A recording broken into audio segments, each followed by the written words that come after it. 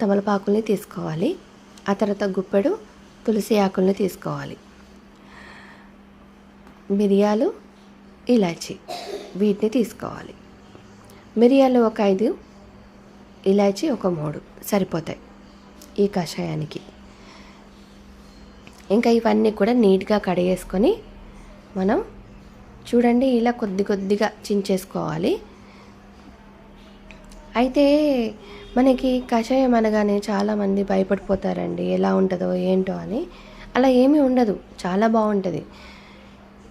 ఇప్పుడు మనం తీసుకున్నాం కదా ధనియాలు, ఇలాచి, మిరియాలు, వీటన్నిటిని అయితే వీటిని చిన్న చిన్నగా మనం ఒక పెట్ట అలా పెట్టేయాలండి.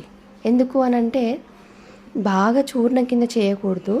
మనకి ఒక్క ముక్క అంటే మనకి పంటకి తగులుతున్నట్టుగా